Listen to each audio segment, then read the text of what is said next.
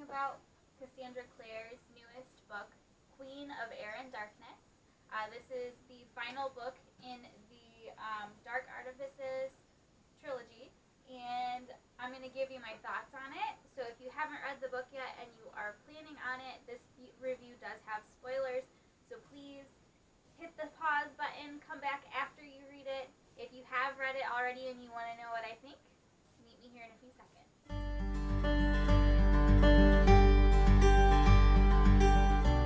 Okay, first off, I want to talk about how stinking huge this book is, because I was not expecting it to be this thick, I guess. I mean, the other ones are pretty big. Lord of Shadows is a little bit, and Lady Midnight are a little bit thinner, but this one I just felt like when I got it was huge.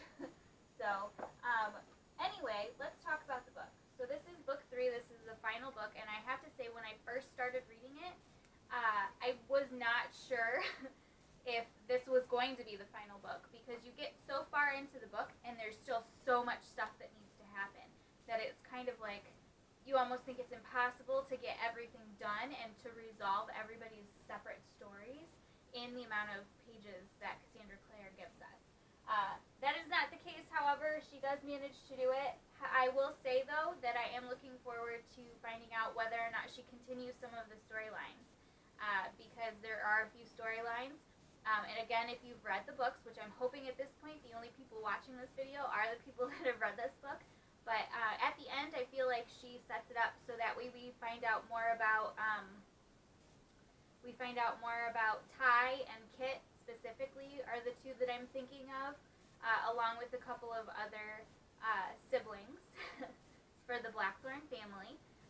Drew is another one that I think we will see more of, or I'm hoping we will see more of in another book, because I think the three of them, their storylines are set up so well in the end of this book. You feel like there's definitely more coming for that. So I know Cassandra Clare has other series that she's working on in the Shadowhunter-verse universe, but I do feel like that this story isn't over. Ty and Kit and Drew and Tabby, their stories are not over.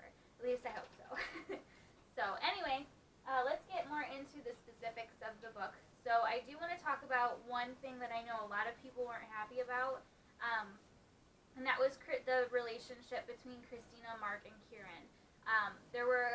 As I was reading reviews of this book before I started, I did see that there were a lot of people that were unhappy with the relationship of the three of them, because it's kind of like a poly relationship where the three of them are all okay with doing stuff together. I was not unhappy with it. I liked Kieran's character, and I liked Mark's character, and I liked the way Kieran and Mark were together, and I liked Christina's character, and I liked the way she was with Mark, and I also liked the way she was with Kieran.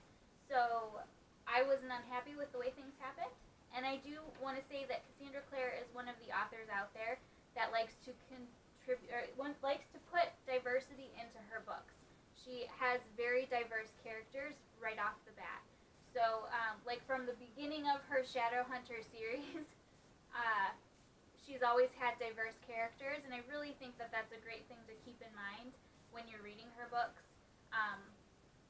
Just because she does throw things in there that you may not see in other books. Now, it is becoming more popular in YA books to see more of the diversity that you would see, for example, in Cassandra Clare's books. But unfortunately, it's still a new thing, so you don't see it a lot. But I do have to say that, in my opinion, I was not unhappy with the Christina, Mark, and Kieran triangle. So, I will say that there was one thing that I was unhappy with, and that was Julian's progression through the book. Now, I'm not saying that I was unhappy with it and I hated the book because of it, because I really did enjoy the book. And I'm not saying that I hated it and that it didn't make sense for him, because it totally made sense. I'm saying that I hated it because he ticked me off so badly throughout most of the book. There's at one point where, so if you've read the books, you've read the trilogy, you know that Emma and Julian are parabatai, so they are linked together, and unfortunately for them, they're also starting to fall in love. Book 2 is when we really see some of those, the ramifications of that, the stronger powers between the two of them.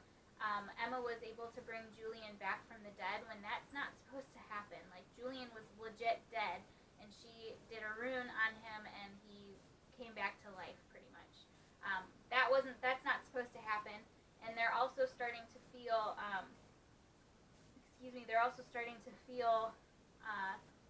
the other types of side effects of being in love as well. So Julian decides to go to Magnus and decides to get his feelings taken away, basically. So he has no feelings whatsoever. He runs basically on logic, purely on logic. Everything that comes out of his mouth, all of his thoughts, they're very logical.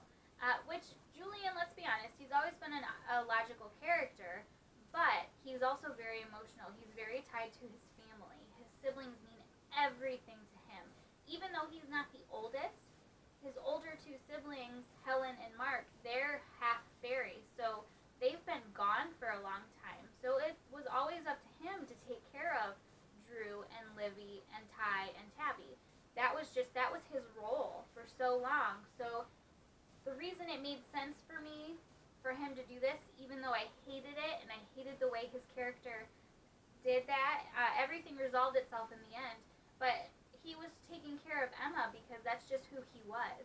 Taking his emotions away was a natural progression for his character, yes. But like I said, it just made me so mad because he was trying to save her, but instead of saving her, he hurt her so much more, and you can tell. And Emma's character has always been a very strong character throughout the trilogy, and even when we see the glimpses of her in Heavenly Fire in the Mortal Instrument series, but you can just tell how much she is hurt when he does this, because he's not Julian anymore. He doesn't want to draw. He's always been artistic. He doesn't want to do any of that. Even his siblings can tell that he's different, because of the way he's acting. And like I said, it was a natural progression for him, and I always figured he would be the one to try and figure stuff out before Emma did, because Emma's idea of fixing it was just to run away, which would have worked up to a certain point, but even Magnus didn't figure that it would work long term. But I always figured he would be the one to try and fix it, and he was, but the way he tried to fix it made me really mad and made me hate him through most of the book, unfortunately, because Julian was always my favorite character in books 1 and 2, besides Emma. I just thought the two of them together, the way they interact, the way they just are, was always awesome. And then in this book, he just ticked me off so much. I was so mad at him through most of the book. Like I said, it resolves itself in the end. He becomes his normal self or whatever, and he realizes his mistakes, but which is good. But throughout most of the book, I was very, very upset with him. In this book, we also see a return of Helen and her wife, so that was cool. And we also see a little bit more of the siblings interacting together. And because Helen has been gone for so long, we don't really get to know her super well. We know that she missed her siblings and that she really loves them, but I don't feel like we get to know her more, which is another reason I think we're going to see more in another series with these characters, with some of these characters, because Helen and her wife, I think it's Aline or Alina, I think it's Aline maybe, I have to look, but they get to be they get put in charge of the Institute, which is awesome because they are the first same-sex couple to have done that. The reason they were not part of the series for so long was because of them both being female. And the Shadowhunter world is very, very old school. so they didn't like that. Did not compute. They didn't they didn't like the same-sex couples, and it's also a problem that Alec and Magnus have always run into as well in the series, is the fact that they're a same-sex couple, and Alec specifically, because of his relationship with Magnus, a warlock, they've always run into problems and stuff like that. So seeing Aileen and Helen get put in charge of one of the institutes is a big thing. So also Alec gets a big role at the end, but I'll let you read that if you haven't already and find out about that. So another thing I will say that I didn't really like. So I mean, it made sense in the story, but I felt like, I don't know, I felt like maybe Cassandra Clare was trying to make a quick fix almost, because it almost seemed too convenient, I guess. And maybe this book was introducing something more into the Shadowhunter universe, and she's trying to bring this element in, and we're going to see it later on in more. And the end of the book would totally support that conclusion, because we see Jace, but it's not Jace.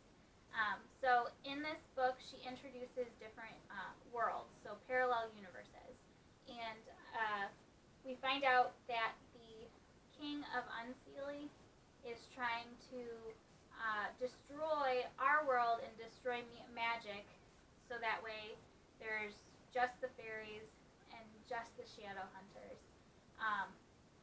But eventually he wants just the everybody but the fairies to be gone, basically. So he's tapping into a parallel universe where Sebastian from the Mortal Instruments series wins and destroys everything, and demons are running amok, and it's not good. So we find Emma and Julian end up in this universe, which is how Julian decides that what he did was a bad idea. Which, let's be honest, we all could have told you it was a bad idea, Julian. We all could have told you. Bad idea. Emotions are necessary. They suck sometimes, but they're necessary. But anyway, so they end up in this parallel universe, and they find out what's happening to make the warlocks sick, to make part of the magical wooded area in Alicante die, and they figure out how to stop it and everything. But it was just, that whole part, I mean, it was lengthy, but at the same time, I think it wasn't lengthy enough. I feel like she could have written a whole nother book just on this part, and I'm wondering if the reason that it was so short and we didn't get as much detail on it is because she's going to add it into a different series. And again, parts of the end of the book totally support that conclusion, because we have the Jace from this parallel universe come into the regular one. We have some of the stuff that Ty and Kit do together totally unresolved, and then we have Kit leaving with Jem and Tessa. Why did I forget her name? That's terrible. I loved that series. But we have Kit leaving with Jem and Tessa, and we also have Drew and her relationship with Diego's brother, whose name I am now forgetting and have to look up because that's just unacceptable. But we have them, things happening with them, and I'm really hoping that there's going to be more. I've always really enjoyed the Shadowhunter books. If you can see up here, I have the Mortal Instruments and the Dark Artifices, working on getting the Infernal Devices. Totally excited for the next two books in the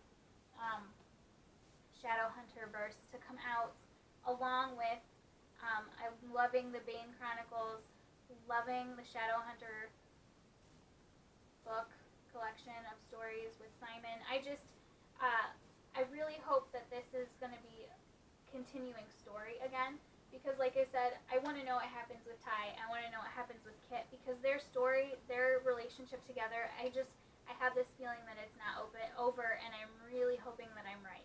And then again, I really like, you see more of Drew in this book, and I'm really hoping we get to learn more about her, because she seems kind of angsty in this book, and I know she's a teenager, like a young teenager, but she seems so awesome, and I'm really hoping that we get to see more. The other thing I want to say about this book that I really enjoyed is there's artwork in them. So, and it correlates with the parts of the book that you're reading. So whatever is on this page is usually what the artwork is. And then, and it's throughout the whole book. Like, that's not the only picture. There's a bunch of them. If you have a copy of the book, see, this is the Blackthorn children. There's Drew up in the front, Tabby. So again, I really enjoyed this book. I loved that there was artwork in this one. I'm not sure if there's going to be artwork in other books in the future, which I hope there is, because again, I loved the artwork in this. But again, Cassie Clare, if you watch this, please, we need more. I want to know more about Ty. I want to know more about Kit. I want to know more about Drew and Tabby. I want to find out what happens with Helen and Aileen in their institute. So, yeah. So that's all I've got for you guys today. If you have any questions about the book or about the Shadowhunter series in general, leave it in the comments below. Also, if you guys want a video of what I got for Christmas this year, let me know, because I did get some books, but I also got other stuff, so I decided not to do a video on that. But if you want to see one, leave it in the comments below as well. I'm always looking for new books, so leave those in the comments as well if you have any suggestions. And then I also wanted to let you guys know that I'm going to be doing some more diverse stuff in my videos this year. I recently got a new job as a children's librarian, so I'm hoping to be able to incorporate some of what I learn and what I read as a children's librarian with you guys. And so if you liked this video, and if you are looking forward to any children's literature coming up this year, make sure you leave it in the description or in the comments below, and I'll make sure to check it out if I can. And I will see you guys again next time. Don't forget to like and subscribe if you liked this video. And next week I will have a tea chat video for you guys. So we'll welcome Daniel back. We'll do a tea chat, the first one of 2019. So see you guys later. Bye.